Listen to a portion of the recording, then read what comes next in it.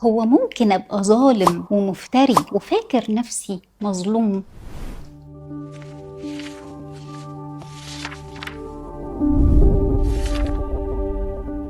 بعد ما خلص معلمنا بولس الرحلات التبشيرية ال3 رجع كعادته لأورشليم علشان يعرض الخدمة على الرسل ويقول لهم احنا وصلنا للقصة دي في خدمة مع الأمم، ويعرض الخدمة كلها يعني وياخد بركة الكنيسة.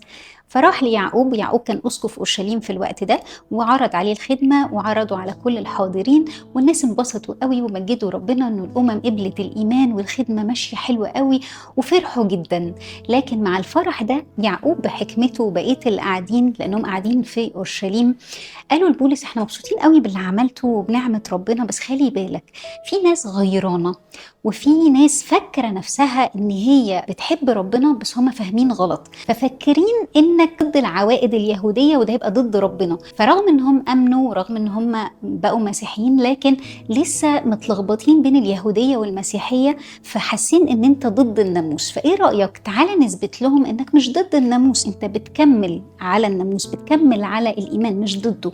فتعالى خد ال4 رجالة كان عندهم ندر، طقس يهودي كده مش هندخل في تفاصيله، لكن اصرف عليهم يكملوا بقية الطقس ده، وده كان من ضمن العقائد اليهودية يعني، وانت روح معاهم فالناس يفهموا انك بتعمل الطقوس بتاعتنا ومش ضدها، ومش بتقوم الناس ان هم يبطلوا الطقوس بتاعتنا، فساعتها يمكن يسمعوا منك ويقبلوك.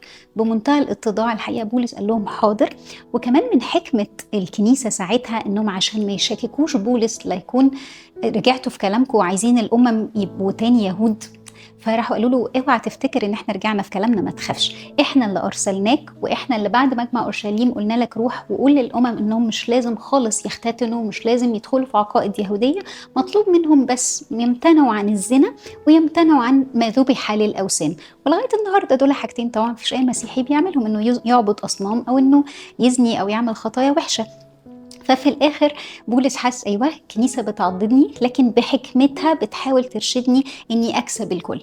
عمل كده فعلا، لكن للاسف لما راح الهيكل ومعاه ال4 علشان يكملوا النذر بتاعهم، قام عليه اليهود اللي كانوا في اسيا واللي كانوا غيرانين ابتدوا يهيجوا الناس، الحقوا هو ده بولس، هو ده اللي بيعمل حاجات وحشه، ده بيقومهم، وابتدوا يتهموه زور ويظلموه ويقولوا عليه انه بيهيج الناس ضد العقائد، مع انه جاي يتمم العقيده هو الشريعه والطقس، بس هو ده قعدوا يهيجوا. كمان اتهموه ظلم ان هو مدخل الهيكل، ودي كانت حاجه صعبه جدا اليهود لا يقبلوها تماما، وكانت خطيه يعني تستوجب الموت. يعني ازاي كده انه تدخل واحد الهيكل، انت بتدنس الهيكل، وهو ما عملش كده الحقيقه. فاتهموه ظلم واشاعوا الاتهامات وهيجوا الشعب لدرجه ان الناس كلها هاجت على بولس ومحدش راضي يسمعه، والدنيا قامت في اورشليم.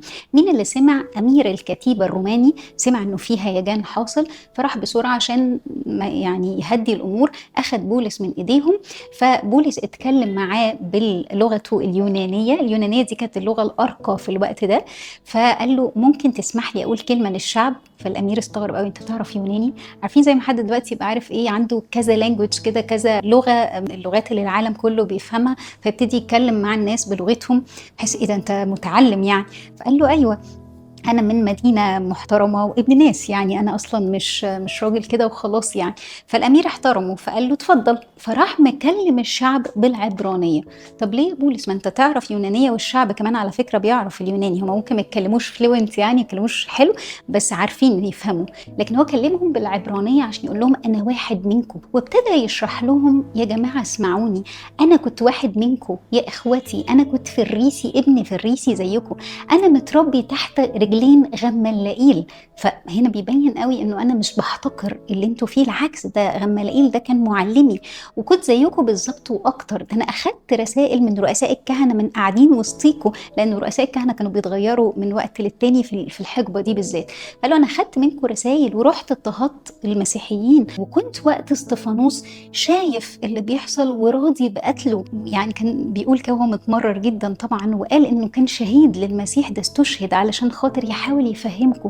وبعدين حكى لهم بقى حكايه انه وهو رايح دمشق علشان يقتل المسيحيين شاف ظهور المسيح، وحكى لهم الحكايه بقى كلها وهو متاثر جدا عشان نفسه إنه هم كمان يسمعوا ويؤمنوا ويقبلوا الإيمان.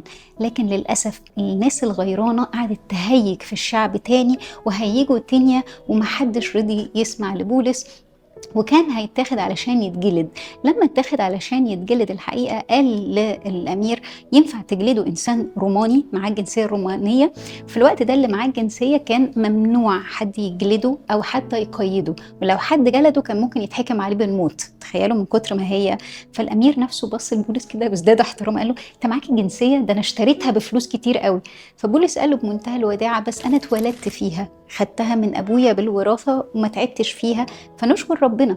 فكأنه الأمير بيقول له طب وعلى ايه البهدله اللي انت فيها دي؟ يعني انت بتعرف تتكلم يوناني، معاك جنسيه محترمه جدا، عندك حصانات كتيره جدا، ما تسيبك من اليهود دول يا عم يعني. وهنا يبين لنا قد ايه بولس رغم انه معاه امكانيات عاليه لكن كانت الرؤيه واضحه. انا عايز شعبي يقبل، عايز كل العالم يعرف ربنا. ورغم نيته الحلوه وجهاده في الخدمه الا انه اتظلم من شعبه واخدوه. والحقيقه ان هم كانوا عاملين مؤامره. طبعا الامير قال خلاص هيوديه حته ثانيه يتحاكم علشان الناس هنا هايجه عليه قوي وممكن يعملوا فيه حاجه. فعملوا مؤامره ان هم هيقعدوا لغايه تاني يوم يقولوا له تعالى نحاكمك. وهو طالع للمحاكمه في 40 واحد صاموا، قالوا مش هناكل ولا هنشرب لغايه ما نقتل بولس. تعملوا كده ليه؟ عشان احنا بنحب ربنا. يا جماعه يا جماعه فتحوا، انتوا عشان بتحبوا ربنا هتقتلوا بني ادم بريء؟ الاكتر من كده ان وقت المحاكمه وقف الحقيقه يكلمهم، ولما كان بيكلمهم راح رئيس الكهنه امر واحد انه يضرب بولس على بقه قبل ما يتحاكم. فبولس يعني اتضايق جدا وقال له يعني انت ليه عندك رياء كده وعايز تخلي الناس كلهم يمجدوك وخلاص بتضربني ليه؟ انا ما عملتش حاجه ولسه ما اتحاكمتش.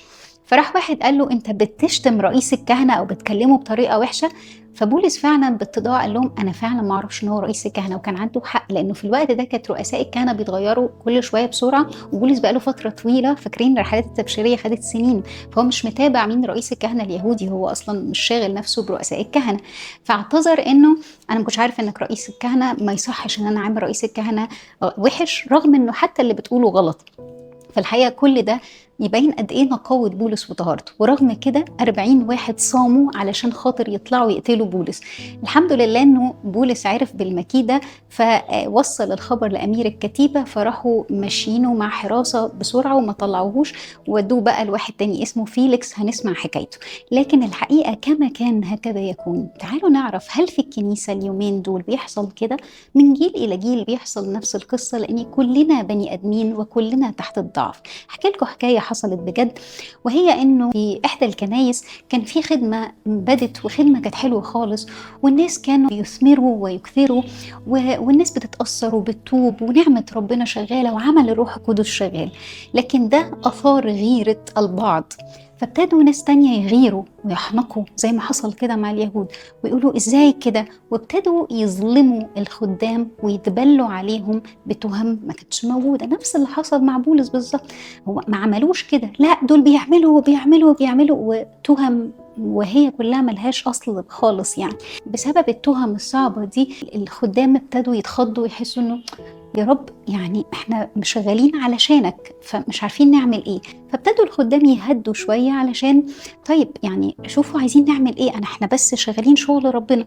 فلما هدوا الدنيا علشان ما يحصلش مشاكل، الحقيقة الخدام نفسهم أصابوا شوية بالإحباط، لأنه حسوا إنه طب إحنا ما عملناش حاجة غلط وبنشتغل لمجد اسمك، وفي نفس الوقت يعني ليه فيك اضطهاد عالي كده ومن جوه. وخلوا بالكم الحرب اللي بتيجي من جوه أصعب كتير قوي من اللي جاي من بره. يعني بص بولس لما كان بيضطهد من بره ويتضرب ويترجم وكان بيستحمل لأنه حاسس، لكن لما بتيجي من جوه صعبة جدا جدا يعني. فالحقيقة الخدام كانوا frustrated جدا، عندهم يعني ايه، حاسين انه يا رب يعني هنا بقى يتدخل السماء. وده اللي حصل مع بولس على فكرة. بولس في الليلة التانية اللي حصل فيها الهيجان ده ظهر له ربنا في حلم وقال له ما تخافش يا بولس، زي ما شهدت لي في اورشليم يا حبيبي، وانت واقف وعارف انك جاي اورشليم وعارف انك داخل على مشاكل، بس شهدت لي، انت لسه هتكمل وهتشهد لي في روما وانا هبقى معاك ما تخافش. الحقيقه كانت رؤيه سماويه، لانه وقت الظلم والاضطهاد السماء ما بتسكتش وما بيضحكش عليها وما بتهكش. وده اللي حصل مع الخدمة اللي احنا بنحكي عنها دي، انه رغم الاضطهاد الداخلي والظلم اللي وقع على الخدام، الا انه السماء ادت كلمتها بظاهرة روحية رائعة حصلت في الكنيسة اللي بيخدموا فيها. يعني ايه ظاهرة روحية؟ ظاهرة روحية يعني اي حاجة مش طبيعية حاصلة بتعظيم من السماء. يعني زي ظهورات القديسين دي ظاهرة روحية، زي انه ريحة حنوط تطلع دي ظاهرة روحية، زيت ينزل من جسد او من صورة او من يعني يبقى زيت مقدس، يعني دي ظاهرة روحية. طب نحكم عليها ازاي ان دي ظاهرة روحية سماوية مش مجرد اعمال الانسان او تخيل او عقل باطن؟ الحقيقة انه لما حصلت الظاهرة الروحية دي من حكمة الكنيسة، وده اللي الكنيسة مستلماه، انه بيعملوا حاجة اسمها اللجنة. اللجنة دي بتبقى مكونة من كذا شخص، ومنهم اباء كهنة طبعا، منهم خدام موثوقين عاقلين مش بيجروا ورا المعجزات وخلاص. اللجنة دي بتروح تبص على الحاجة وتشوف هل مثلا كان حد حاطط برفيوم، حد حاطط حد، تشوف كده ايه الدنيا كانت ماشية ازاي. لما يتأكدوا كلهم بالإجماع انه ده عمل فوق الطبيعة، يقروا انها ظاهرة روحية. زي كده العذراء لما ظهرت في الزيتون، دي ظاهرة روحية الحقيقة، ما كانتش كده يوم وليلة وقالوا لا ظهور، لا ده ظهور موثق ويعني معروف ومشهور. فالحقيقة انه الظاهرة الروحية دي حصلت، علمونا كده دايما في الكنيسة، والآباء بتوع الكنيسة نفسهم شهدوا وقالوا إنه الظواهر الروحية دي بتحصل لما يكون في ظلم شديد واقع على أولاد ربنا بسبب شغل ربنا. ربنا نفسه يرسل تعضيد من السماء بظاهرة روحية من الظواهر الحلوة. فالحقيقة الخدام حسوا يا رب، يعني انت حاسس بينا، يعني احنا ماشيين صح، يعني كده تمام. ايوه حبايبي ما تقلقوش، عادي انه يحصل شويه اضطهادات، عادي انه يحصل شويه غيره، لكن الرساله هنا خلي بالك لا تكون انت ظالم وفاكر نفسك مظلوم. لانه الأربعين اللي صاموا عشان يقتلوا بولس كانوا فاكرين نفسهم ده احنا صايمين عشان نعمل شغل ربنا. انتوا هتقتلوا بولس ده شغل ربنا. هنا نعرفها ازاي؟ نعرفها الحقيقه بحاجتين بساط جدا. اول حاجه يميز عمل ربنا الاتضاع. لما تبقى متضع ومش عايز تحقق اللي انت عايزه وخلاص، ومصر باصرار رهيب، الاتضاع على طول يظهر الموضوع. الحاجه التانيه المهمه قوي، لا تجتمع الرذيله مع الفضيله، النور مع الظلمه ما يجتمعوش. فعشان اوصل لحاجه تخدم ربنا فاستخدم اي وسيله غير روحيه، على طول انت بره السكه، اعرف انها مش من ربنا. يعني بصوا بولس هنا مثلا لما عرف ان هو رئيس كهنه، راح قال على طول، هو حافظه من كلام ربنا، رئيس شعبك لا تقل فيه سوءا. انا اسف، انا مش قصدي ان انا اقول كلام وحش على رئيس الكهنه. طب انت العفه دي جبتها منين؟ ده هو ظلمك، ده عمل حاجه غلط. يسأل في الوكلاء، ربنا هو اللي بيحاسب الوكلاء مش احنا. مش هو ربنا وكلهم؟ ربنا بيحاسبهم، لو غلطوا ربنا يحاسبهم، لو هم مش غلطانين ربنا هيكافئهم. احنا ملناش دعوه في الحته دي. الحاجه التانيه، ما ينفعش نقول الغايه تبرر الوسيله. يعني لو انا باخد فلوس من الخدمه عشان ما اعرفش اعمل اي حاجه، على طول فيها حاجه. لو في رياء، انا بعظم او بفخم في حد عشان اوصل لحاجه، الغاية مش بتبرر الوسيلة. لو في كذب بأي درجة، حتى لو كانت أصلي الحكمة تقتضي إننا ما نقولش أو نقول نص الحقيقة، أو مادام في كذب وخداع، بره القصة خلاص، ما لا يجتمع النور مع الظلمة. كل ده لو انت واقع فيه وبتقول انا بعمل كده عشان خاطر كلمة ربنا تنمو، لا خلي بالك، كلمة ربنا بتنمو بالطهارة، كلمة ربنا بتنمو بالعفة، بتنمو بالاتضاع، بتنمو بالوضوح، بتنمو بالنقاوة. فخلي بالك لا تكون مع الأربعين اللي صاموا صايمين عشان يقتلوا بولس وفاكر انك بتخدم الكنيسة. خليك حتى لو كنت مظلوم ما تقلقش، ومش لازم كل مرة تبقى مظلوم يحصل ظاهرة روحية. يعني بولس في النص مش على طول بيحصل كده، لكن لما الدنيا تضيق قوي ويحصل انه الناس هتبتدي تتلخبط، لا ربنا ما يسمحش بقى بكده، وهو بنفسه يتدخل علشان خاطر يخلي كنيسته تنمو وتعتز وتزداد وتثبت إلى الأبد. والحقيقة نكمل بقى المرة الجاية هيحصل إيه بقى مع فيليكس الوالي ومع شوية بقى ولاد كده، وحوارات جميلة قوي بينهم وبين بولس، وهيمشي فين وهيروح فين. خليكم معانا نكمل القصة.